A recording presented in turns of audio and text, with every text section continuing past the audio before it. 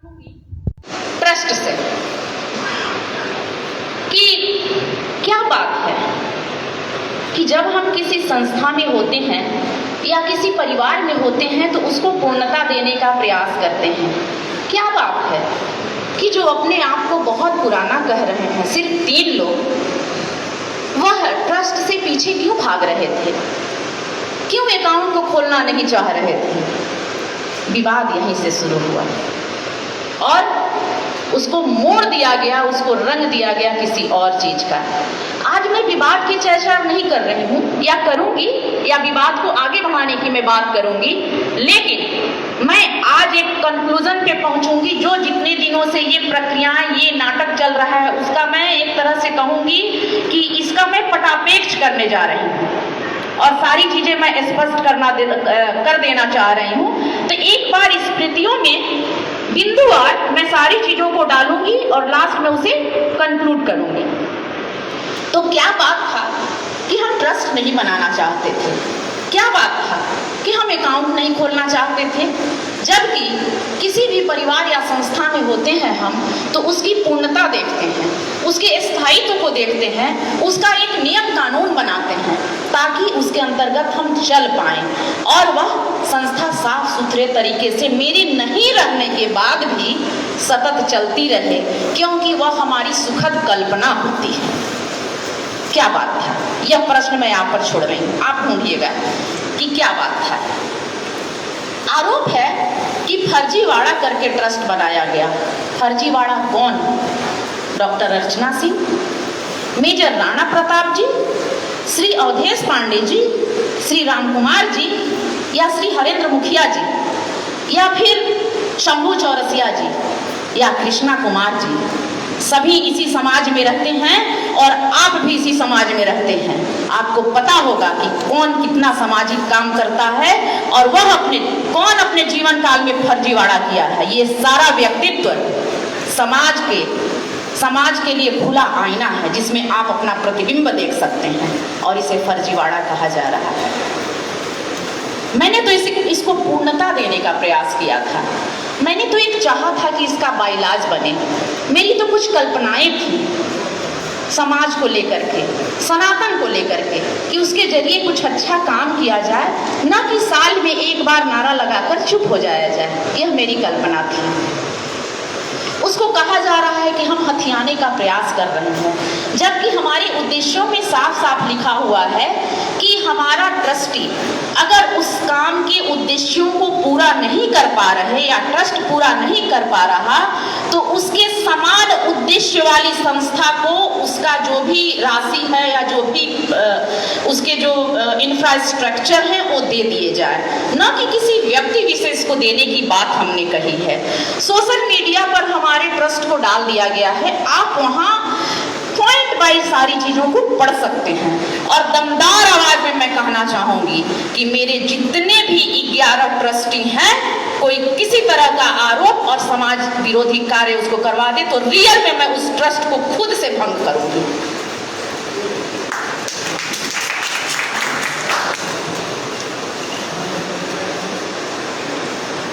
पिछले 14 साल के सचिव को हमारा संयुक्त सचिव को हमारा स्टाफ बताया गया, जबकि यहाँ के स्टाफ होने से पहले वह संयुक्त सचिव रह चुके हैं। और जो संयुक्त सचिव होता है वो सचिव के काम को बहुत भली प्रकार जान चुका होता है और उससे बेहतर कोई नहीं कर सकता। इसलिए संयुक्त सचिव को हम लोगों ने सचिव बनाया। कहा जा रहा है कि हमारे दोनों हाथ में लड्डू हैं। सनातन को लड्डू के रूप में उपयोग किया जा रहा है। में नहीं जुड़े थे हम, तो सनातन के झंडा को बुलंद करने के लिए रामलीला समिति में जुड़े थे और दोनों हाथ जोड़कर जय सिया राम कहने के लिए यहाँ जुड़े थे, ना कि लड्डू खाने के लिए और मोतीचूर फांकने के लिए यहाँ पर हम जुड़े हुए थे।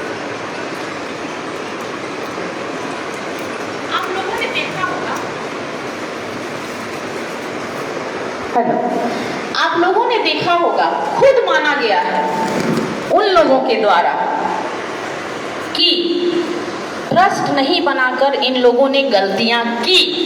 किन लोगों ने? पहले वाले लोगों ने, नवनियुक्त लोगों के द्वारा कहा गया कि ट्रस्ट नहीं बनाकर इन लोगों ने कुछ गलतियां की। आप भी मान लिए कि गलतियां की, बस गलती वही थी और बस मामला वही फंसा हुआ था। जब आप मान ही लिए कि इन लोगों ने गलतियां की तो वहीं पर जय सिया राम हो गया। क्या हुआ? जय सिया राम। यही तो लड़ाई थी। आपने मान लिया, सब कुछ खत्म।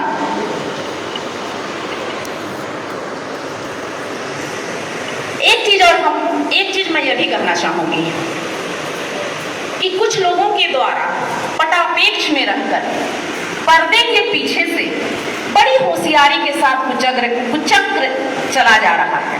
इसको सारी जनता समझ रही है, हम लोग भी समझ रहे हैं, बुद्धिजीवी भी समझ रहे हैं और सनातनी भी समझ रहे हैं और शायद आप भी समझ रहे हैं। मत डालिए सनातन का नाम लेकर, सनातन को खंडित करने का प्रयास मत कीजिए। सदियों सदियों तक आपके वंशज, हमारे वंशज, ये धरती आपको थू थू करेगी कि सनातन का नाम लेकर बुलंदियों पर जाने वाला इंसान सनातन को कैसे धरातल में मिटाने की साजिश रच रहा है। इस साजिश से बाहर आइए, ईश्वर देख रहा है। ईश्वर के डंडे से डरिए। इंसान का डंडा पड़ता है तो डॉक्टर मरहम लगा देता है, लेकिन ईश्वर का डंडा पड़ता है, उसका इलाज, उसकी दवा पूरे ब्रह्मांड में नहीं मिलती।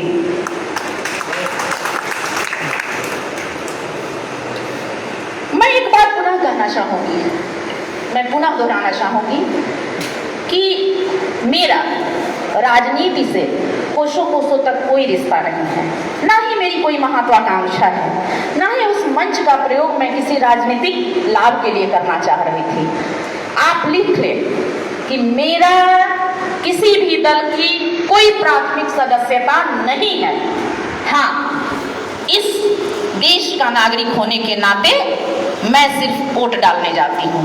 किसी भी राजनीतिक दल का झंडा आज तक लेकर मैंने नहीं घुमा है, ना ही सदस्यता फॉर्म पर आज तक मैंने कोई हस्ताक्षर किया है और ना ही भविष्य में मुझे राजनीति में जाने की कोई इच्छा या महत्वाकांक्षा है।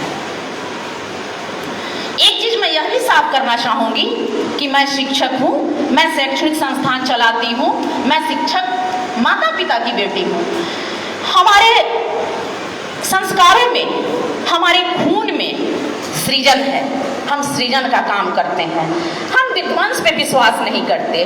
मेरे माता पिता ने मुझे सृजन सिखाया है।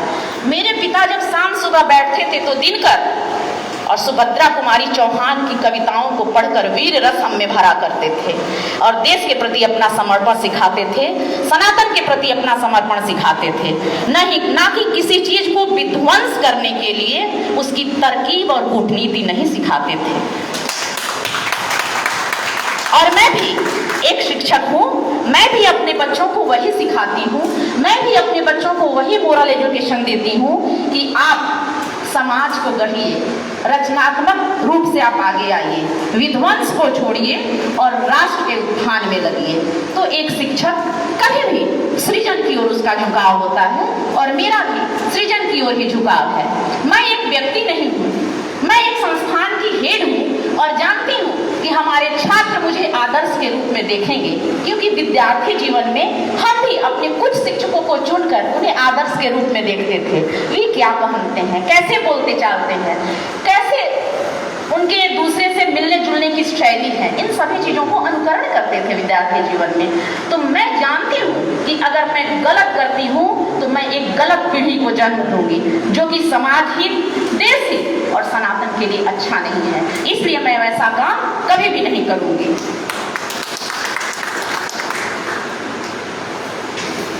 पिछले दिनों मेरे पास लक्ष्मी नारायण राय जी, जो बड़ी अधिवक्ता हैं, वह अपनी एक टीम लेकर के आए थे। मुझे लगता है उनमें से एक सदस्य आज आए हुए हैं।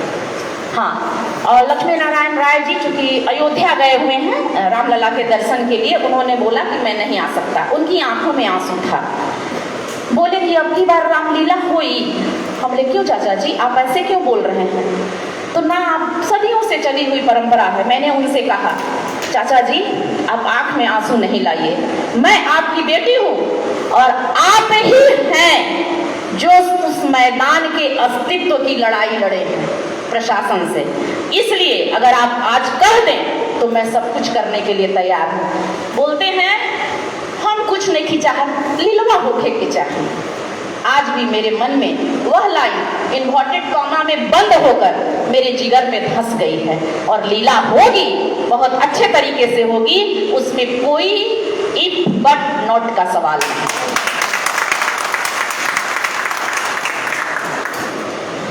जो भी मैं आप लोगों को सुनाई, मुझे लगता है आप सभी चाल, चरित्र और चेहरे को भली प्रकार समझ गए होंगे, सभी से नकाब उठ गया होगा।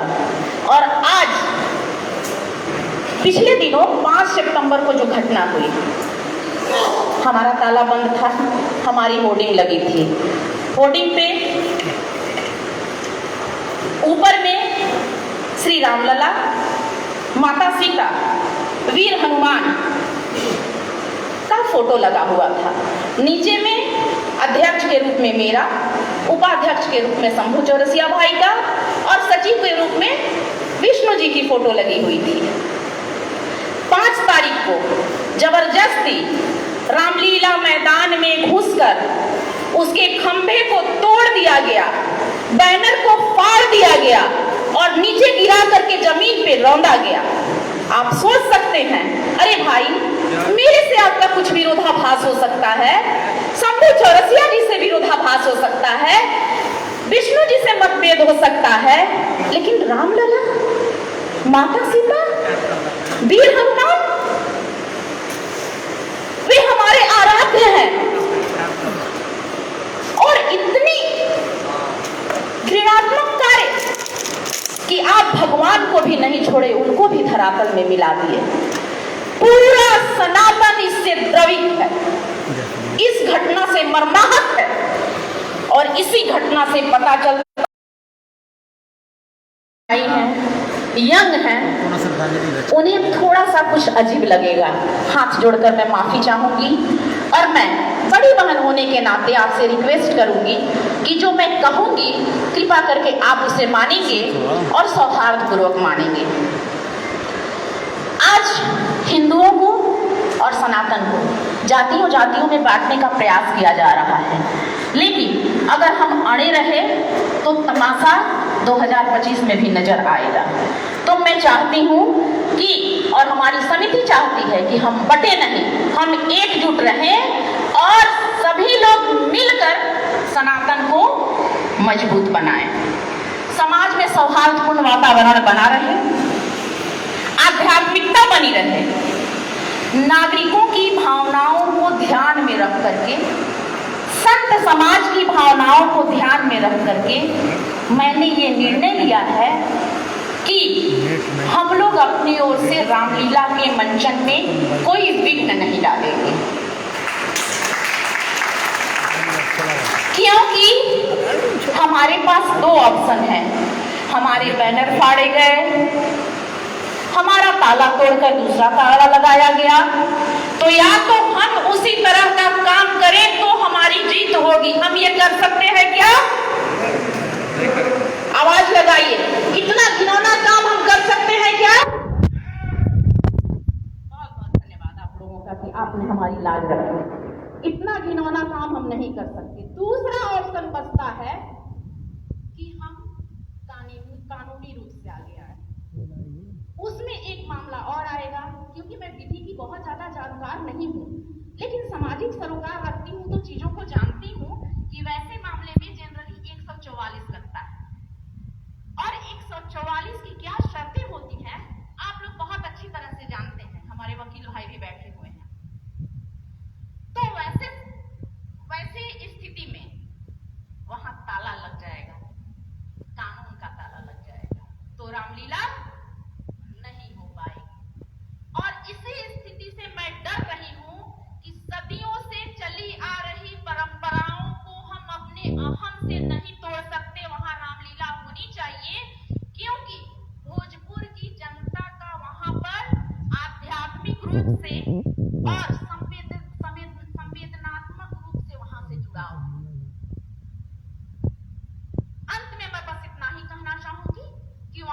रामलीला होगी, हमारे कोई भाई, हमारे कोई समिति के लोग कोई भी विरोध नहीं करेंगे।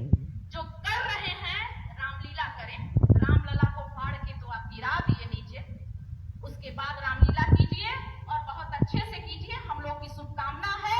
इस मंच से मैं वचन देती हूँ, हम लोग के तरफ से किसी तरह का कोई अड़चन नहीं आएगा। ये मेरा वचन। हमारी समिति, हमारे सदस्य, हमारे अभिभावक मंडल या हमारे ट्रस्टी किसी भी तरह से आपको क्षति नहीं पहुंचाएंगे। अगर आप चाहेंगे तो हम लोग मदद भी कर देंगे।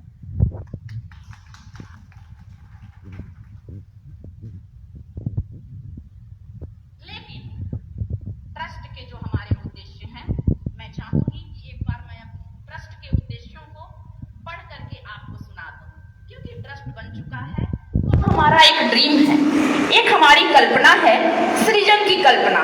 और सृजन की कल्पना को हम नहीं छोड़ सकते। हम उस कार्य को करेंगे और बहुत अच्छे से करेंगे।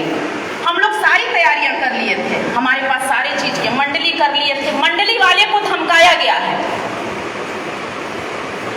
हमारे एक भाई हैं जिनके पूरे ट्रेनर हैं, वो लोग रहते थे, उन लोगों को धमकाया गया है। मेरे पास रिकॉर्डिंग है, मीडिया बंधु अगर चाहेंगे तो मैं यहाँ से उतरूंगी तो आप लोगों को अवेलेबल करवा दूंगी। ये सारे पेपर्स हैं, देखिए मंडली के पेपर्स हैं, जो हमने एडवांस दिया था उसके पेपर हैं, सब कुछ है मेरे पास, मेरी सारी प्लानिंग है। लेकिन सनातन की एकता और भावनाओं को ध्यान में रखते हुए मैं यह निर्णय ले रही हूँ। अब रहा ट्रस्ट की बात, तो ट्रस्ट को फर्जी साबित किया जा रहा है। तो मैं ट्रस्ट के उद्देश्यों को एक बार आप लोगों के सामने पढ़ना चाहूंगी, ताकि आप भी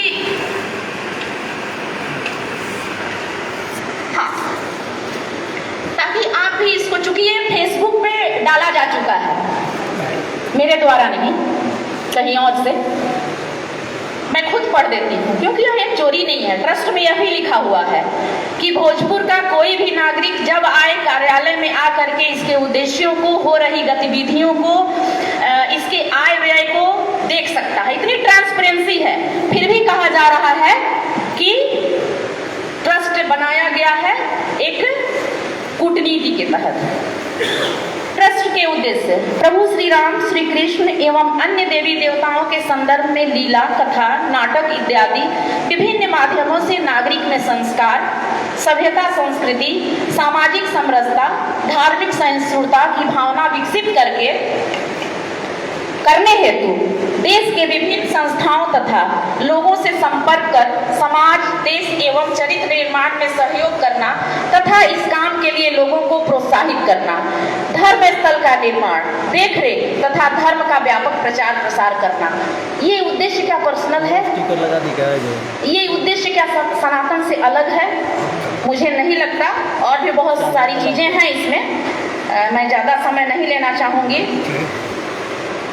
लेकिन एक बार फिर कहना चाहूंगी कि चाल, चरित्र और चेहरे सभी चीजों से नकाब हट चुके हैं। समर शेष है, 2 लाइन। समर शेष है पाप का, भागी केवल व्याध, जो तटस्थ है समय लिखेगा उसका भी अपराध। भारत माता की वंदे वंदे। जय सिया राम, जय जय सिया राम। बहुत बहुत धन्यवाद।